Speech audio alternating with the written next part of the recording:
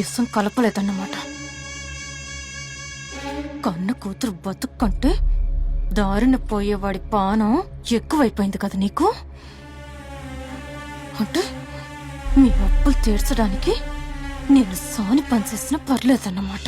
మళ్ళీ ఎందుకే అనరాని మాటలని నన్ను ఏడిపిస్తావు? కుక్క చచ్చిపోవడం చూసి నాకు భయం వేసిందే.